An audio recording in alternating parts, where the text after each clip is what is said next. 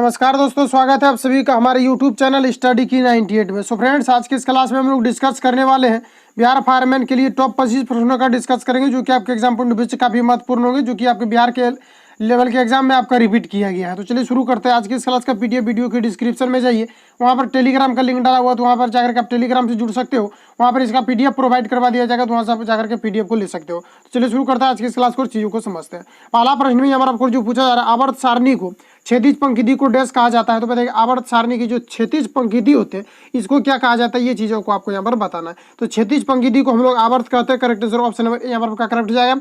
इसके अलावा पूछा जाता है कि ऊर्ध्वाधर जो स्तंभ होते हैं इसको क्या कहते हैं। तो ऊर्ध्वाधर के बारे में याद रखना, इसको हम लोग वर्ग कहते हैं। क्या कहते हैं, इसको वर्ग करते हैं, लेकिन क्षैतिज की बात करें तो इसको हम लोग आवर्त के नाम से जानते हैं। करेक्ट आंसर ऑप्शन नंबर यहाँ पर आपका करेक्ट हो जाएगा। नेक्स्ट क्वेश्चन आगे बढ़ते हैं। नेक्स्ट यहाँ पर पूछा जा रहा है 2 नंबर में, पालक और टमाटर में निम्नलिखित में से कौन सा अम्ल पाया जाता है, ये चीज आपको यहाँ पर पूछा जा रहा है। तो बताइए कि पालक और टमाटर में किस प्रकार के अम्ल पाए जाते हैं। तो पालक और टमाटर में आपका ऑक्जेलिक अम्ल पाया जाता है। Correct answer option number B में यहाँ पर आपको दिया हुआ है। Correct answer option number B यहाँ पर आपका करेक्ट हो जाए। ऑप्शन ए की अगर हम लोग बात करें कि लैक्टिक अम्ल किसमें पाया जाता है, तो ये दूध और दही में आपका लैक्टिक अम्ल पाया जाता है। याद रखेंगे कि दूध और दही में आपका लैक्टिक अम्ल पाया जाता है। ऑक्जेलिक अम्ल की बात करें तो ये आपका पाया जाता है टमाटर और पालक में पाया जाता है। एस्कॉर्बिक अम्ल की बात करें तो विटामिन सी में सबसे ज्यादा आपका एस्कॉर्बिक अम्ल पाया जाता है। इसके अलावा अगर हम लोग बात करें ये वाला, अगर बात करें यूरिक अम्ल के बारे में बात करें तो ये याद रखिए कि मूत्र में सबसे ज्यादा आपका यूरिक अम्ल पाया जाता है। तो correct answer option number B यहाँ पर आपका करेक्ट हो जाएगा। इसके अलावा अगर हम लोग बात करें तो याद रखिए कि पालक में सबसे ज्यादा आयरन की मात्राएं पाई जाती है। ऑप्शन यहाँ पर आपका बी करेक्ट हो जाएगा। नेक्स्ट क्वेश्चन आगे बढ़ते हैं। नेक्स्ट हम लोग को पूछा जा रहा है, किसी रासायनिक अभिक्रिया में भाग ले सकने वाले तत्व के सबसे छोटे कण डैश कहलाते हैं। तो यानी कहने का मतलब है कि सबसे जो छोटा कण, यानी सूक्ष्मतम जो सबसे छोटा कण होता है उसको हम लोग क्या कहते हैं। तो याद रखिए इसको हम लोग परमाणु कहते हैं। क्या कहते हैं, इसको हम लोग परमाणु कहते हैं। छोटे छोटे परमाणु से मिल करके एक अणु का निर्माण किया जाता है। तो परमाणु की अगर हम बात करें तो ऑप्शन नंबर डी में यहाँ पर आपको दिया हुआ। Correct answer option number D यहाँ पर आपका करेक्ट हो जाएगा। नेक्स्ट क्वेश्चन आगे बढ़ते हैं। नेक्स्ट हम लोग को पूछा जा रहा है 4 नंबर में, भीड़ को तितर बितर करने में पुलिस वालों द्वारा इस्तेमाल की जाने वाली अश्रु गैस क्या होती है, आपको यहाँ पर पूछा जा रहा है। तो इसको मैंने कई बार अभी तक ये आपका क्वेश्चन जो है आपका रिपीट हो चुका है। तो यहाँ पर अगर हम बात करें कि पुलिस वालों के द्वारा जो अश्रु गैस, टीयर गैस का जो इस्तेमाल किया जाता है भीड़ को तितर बितर करने में, उसमें आपका क्लोरीन को मिलाया जाता है। तो करेक्ट आंसर की बात करें तो यहाँ पर आपको ऑप्शन बी में दिया हुआ। Correct answer option number B यहाँ पर आपका करेक्ट हो जाएगा। क्योंकि पुलिस वालों के जो तीर बितर करने के लिए जो गोला जो दागा जाता है, ये क्लोरीन उसमें मौजूद रहता है, जिससे क्या होता है कि व्यक्ति की आंखों में जलन होती है और आंसू आने लगते हैं। Correct answer option number B यहाँ पर आपका करेक्ट हो जाएगा। नेक्स्ट क्वेश्चन आगे बढ़ते हैं। नेक्स्ट हम लोग को पूछा जा रहा है, किसका सिद्धांत है कि व्यक्ति चाहे बदल जाए पर नियम नहीं बदलने चाहिए, ये आपको यहाँ पर पूछा जा रहा है। तो बताइए किसका सिद्धांत है। तो याद रखिए कि संवैधानिक सरकार का सिद्धांत है। Correct answer option number B यहाँ पर आपका करेक्ट हो जाएगा। ऐसे प्रश्नों में कुछ डिस्कस नहीं करना है, बस आपको ध्यान में रखना है। Correct answer option number B यहाँ पर आपका करेक्ट हो जाएगा। इसका पीडीएफ मिल जाएगा, तो वहां से जाकर आपको रीड करते रहना है। नेक्स्ट क्वेश्चन आगे बढ़ते हैं। नेक्स्ट यहाँ पर आपको पूछा जा रहा है 6 नंबर में यहाँ पर पूछा, भारत की संविधान सभा के किसके अनुसार गठित होती है, ये चीज आपको यहाँ पर बताना है। तो बताइए कि भारत की संविधान सभा किसके अनुसार गठित होती है, ये चीज आपको यहाँ पर पूछा जा रहा है। तो ये जो है मंत्रिमंडलीय योजना के तहत ये जो है इसका गठन किया जाता है, यानी कैबिनेट मिशन योजना के तहत इसका गठन किया जाता है। Correct answer option number D यहाँ पर आपका करेक्ट हो जाएगा। नेक्स्ट क्वेश्चन आगे बढ़ते हैं। नेक्स्ट हम लोग को पूछा जा रहा है, भारत के राष्ट्रपति संसद के दोनों सदनों को प्रथम सत्र के प्रारंभ में कब संबोधित करते हैं, ये आपको यहाँ पर पूछा जा रहा है। पीवीआई क्वेश्चन यहाँ पर आपको बताना है, पूछा हुआ प्रीवियस ईयर में कि भारत के राष्ट्रपति संसद के दोनों सदनों को प्रथम सत्र के प्रारंभ में कब संशोधित करते हैं, ये चीज आपको यहाँ पर पूछा जा रहा है। तो इसकी अगर हम लोग यहाँ पर बात करें तो ये तब संशोधित किया जाता है जबकि यहाँ पर आपका ये दोनों होना चाहिए, यानी कि प्रतिवर्ष किया जाता है। इसके अलावा अगर हम बात करें लोकसभा के प्रति आम चुनाव की बात करते हैं। Correct answer option number C यहाँ पर आपका करेक्ट हो जाएगा। क्योंकि यहाँ पर जो प्रश्न आपसे पूछा जा रहा है कि भारत के राष्ट्रपति संसद के दोनों सदनों को प्रथम सत्र के प्रारंभ में कब संबोधित करते हैं, तो ये प्रत्येक वर्ष करते हैं। और इसके अलावा अगर हम बात करते हैं लोकसभा के लिए प्रत्येक आम चुनाव की बात करते हैं। Correct answer option number C यहाँ पर आपका करेक्ट हो जाएगा।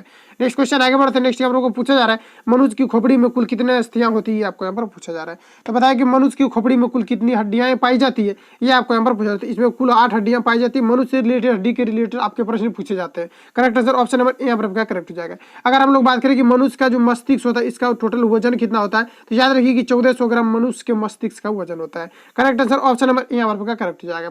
मनुष्य में अगर हम बात करें कि टोटल कितना हड्डियां मनुष्य के व्यक्ति के शरीर में पाई जाती है, तो 206 हड्डियां पाई जाती है। इसके अलावा हम लोग बात करें कि सबसे बड़ी जो हड्डियां पाई जाती है कहाँ पर पाई जाती है, तो सबसे बड़ी हड्डियां की बात करें तो ये आपका फीमर होता है, और ये व्यक्ति के जांघों में पाई जाती है, जो कि व्यक्ति की सबसे बड़ी हड्डियां होती है। इसके अलावा सबसे छोटी हड्डी की बात करें तो ये स्टेपिज होता है, जो कि व्यक्ति के कानों में पाई जाती है। करेक्ट आंसर ऑप्शन नंबर यहाँ पर करेक्ट हो जाएगा।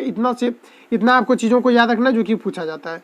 नेक्स्ट क्वेश्चन आगे बढ़ते हैं नेक्स्ट यहाँ पर आपको पूछा जा रहा है 9 नंबर में, आड़े समय पर काम आना मुहावरे का अर्थ क्या है, ये आपको यहाँ पर पूछा जा रहा है। ये आपका हिंदी से प्रश्न है, यहाँ पर आपको बताना है आड़े समय काम आना मुहावरे का अर्थ क्या होता है, ये आपको यहाँ पर पूछा जा रहा है। तो याद रखिए कि मुसीबत में सहायक होना, इसको हम लोग क्या कहते हैं, आड़े समय पर काम आना। Correct answer option number C यहाँ पर आपका करेक्ट हो जाएगा।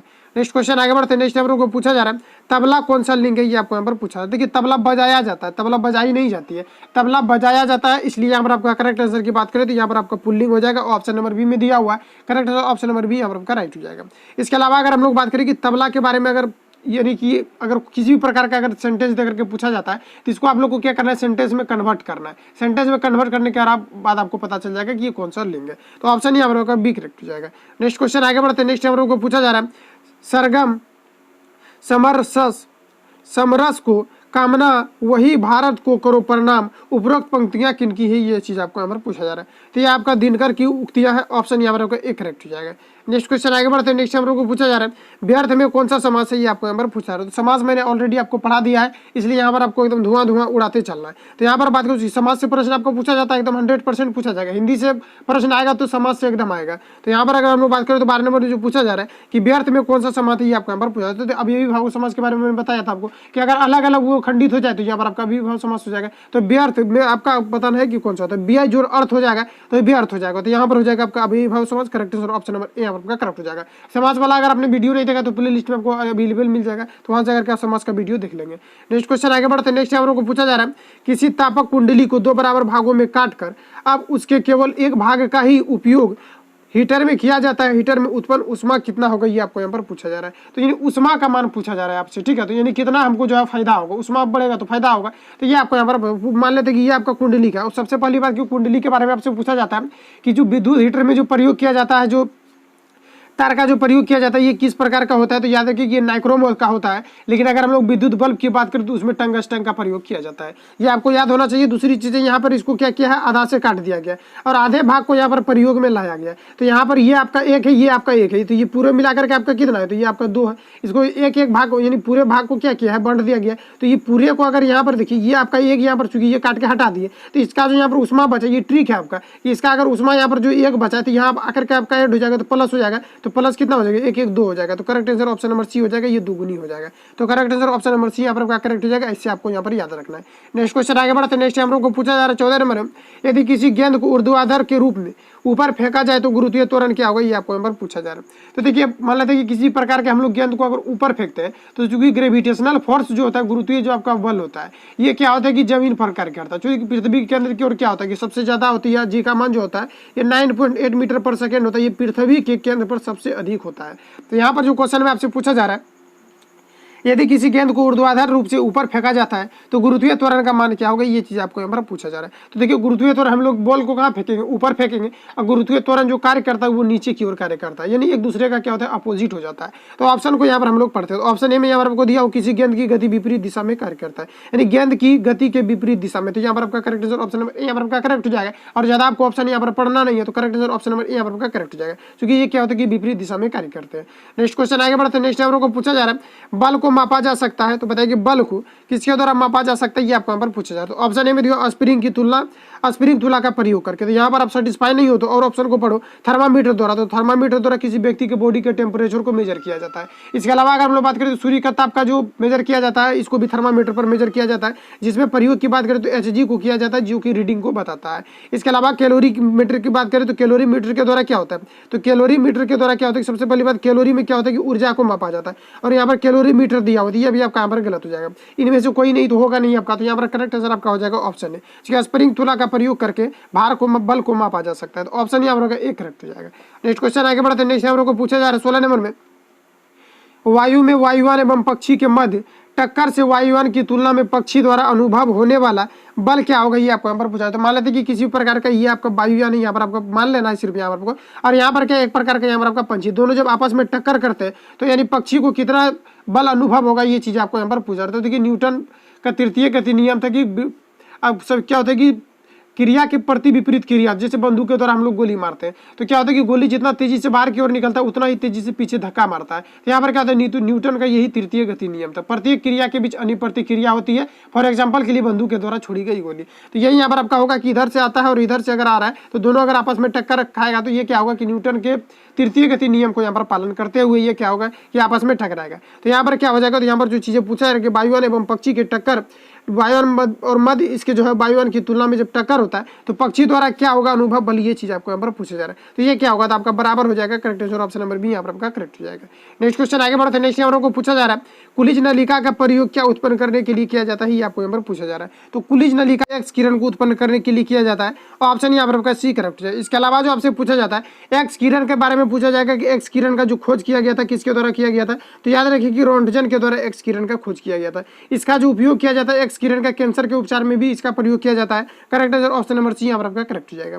नेक्स्ट क्वेश्चन आगे बढ़ते हैं। नेक्स्ट हम लोग को पूछा जा रहा है 18 नंबर में, केपलर ने खोज कर ज्ञात किया ग्रहों के परिक्रमा की कक्षाओं की आकृति ये कैसी होती है, ये चीज आपको यहाँ पर पूछा जा रहा है। तो याद रखिए कि केपलर के द्वारा जो खोज किया गया था ग्रहों के परिक्रमा की, जो ग्रह क्या करते हैं कि कक्षा के चारों ओर परिक्रमा करते हैं, इसमें जो इसके द्वारा किस प्रकार की आकृति का खोज किया गया था ये आपको यहाँ पर पूछा जा रहा है। तो ये आपका दीर्घवृत्तीय आकृति का खोज किया गया था। Correct answer option number C यहाँ पर आपका करेक्ट हो जाएगा। नेक्स्ट क्वेश्चन आगे बढ़ते हैं। नेक्स्ट यहाँ को पूछा जा रहा है 19 नंबर में, धारा प्रवाह को सुचालक के प्रतिरोध के संबंध करने वाले नियम को डैश कहते हैं। यानी कि धारा प्रवाह, यानी धारा जो प्रवाह होता है इसको हम लोग सुचालक के प्रतिरोध के साथ अगर इसको हम लोग संबंध करते हैं तो संबंध करने का जो प्रक्रिया है यानी नियम को क्या कहते हैं ये आपको यहाँ पर पूछा है। तो इसको हम लोग जूल का उष्मीय गति नियम कहते हैं। यानी एच बराबर आपका एक फॉर्मूला होता है I²RT। अगर आप लोगों ने इसको पढ़ा होगा, चूंकि ये सब आपका जो है 10th में ही मिल जाता है, तो ये अगर आपने पढ़ा होगा तो यहाँ पर आपको तुरंत यहाँ पर आपको आंसर पता होना चाहिए। ये आपका जो है जूल पर ही आधारित है, जूल के नियम पर। Correct answer option number C यहाँ पर आपका करेक्ट हो जाएगा।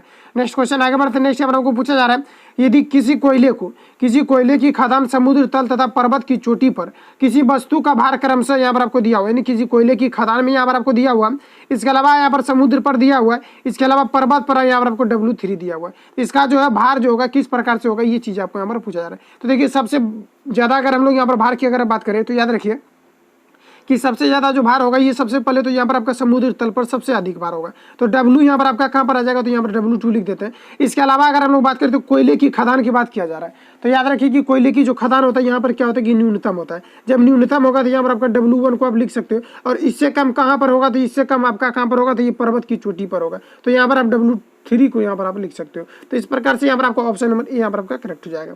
नेक्स्ट क्वेश्चन आगे बढ़ते हैं। नेक्स्ट हम लोग को पूछा जा रहा है किस नंबर में, नीति निर्देशक सिद्धांत का प्रमुख उद्देश्य निम्नलिखित है। तो बताइए कि नीति निर्देशक सिद्धांत का प्रमुख उद्देश्य क्या था, ये चीज आपको यहाँ पर पूछा जा रहा है। तो याद रखिए कि देश में सामाजिक तथा आर्थिक राजतंत्र को प्रस्थापित करना ये नीति निर्देशक सिद्धांत का मूल कर्तव्य था। ऑप्शन यहाँ पर आपका बी करेक्ट हो जाएगा। नेक्स्ट क्वेश्चन आगे बढ़ते हैं। नेक्स्ट हम लोग को पूछा जा रहा है संसद में प्रस्तुत बिल एक अधिनियम बन जाता है। तो बताइए कि संसद में प्रस्तुत बिल एक अधिनियम बन जाता है, किस प्रकार का अधिनियम बन जाता है ये आपको यहाँ पर पूछा जा रहा है। तो ये राष्ट्रपति की सहमति मिल जाने के बाद क्या होता है कि संसद में प्रस्तुत जो बिल किया जाता है ये एक अधिनियम बन जाता है। करेक्ट ऑप्शन नंबर बी यहाँ पर करेक्ट हो जाएगा कि राष्ट्रपति की सहमति मिल जाने के बाद ये एक अधिनियम बन जाता है।